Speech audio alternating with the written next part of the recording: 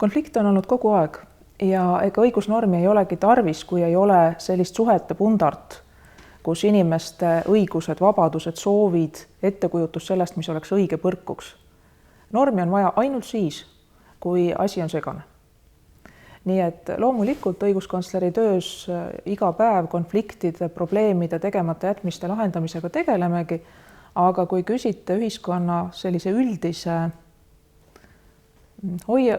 sellise meeleolu kohta, siis kardan, et seoses koroonakriisiga on asi läinud väga palju hullemaks ja seoses, ma ütleks, et riikide vahel nakkuslikult leviva ülereageerimise ja põhiõiguste jalgade alla trampimisega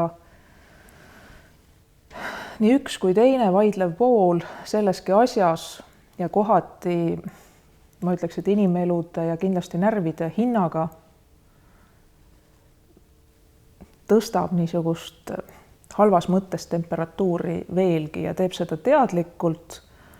Inimestele pannakse kohustusi, teistele nõutakse piiranguid, millest on teada, et need pole loogiliselt vajalikud, aga nad vihastavad kedagi, nad piiravad kedagi, et liialt paljud suhtuvad nii, et kui mind ennast mingi meelelahutusasutus, ujulas ujumine, kergejõustikuhallis jooksmine ei huvita. Ma ei käi restoranis, ei käi kinos ega teatris. Väga hea, kui teised ka ei saa käia. Las riik keelab ära. Ja lisaks see kaastundetu hirmu ja üksteise kahtlustamise üleskütmine selle asemel, et olla ratsionaalne, kaastundlik, mõista ka teisi vaatepunkte.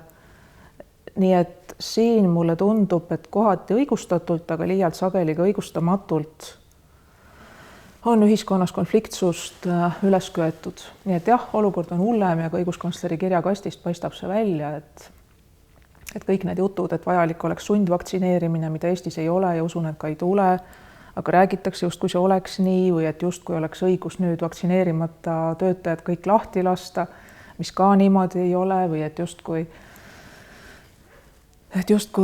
keegi hakkaks siin inimesi ühe või teise hoiaku pärast jälitama ja taga kiusama, et kahjuks jah, kõik need konfliktid, mis siin ühiskonnas on üles puhutud, vaatavad ka meie kirjakastist vastu ja et eks õiguskantslerina ei saa siin muud teha, kui seal, kus on tegu normiga, saame vajadusel vaidlustada. Vabariigi Valitsuse istungitel, nii nagu põhiseadus ette näeb, saan lakkamatult selgitada, et millised piirangud meie ametkonna hinnangul oleksid veel proportsionaalsed, millised mitte. Aga üldiselt inimestele, kes on väga hirmule ja vihale aetud, olgu see näokatmiskohustuse pärast või distantsõppe pärast või mis tahes muul põhjusel siin selles kriisis, et siis ega nende lohutamine sageli väga hästi välja ei tule, sest et kogu ülejäänud ühiskond, mulle tundub, teeb liialt palju selleks, et inimeste enesetunne oleks väga halb.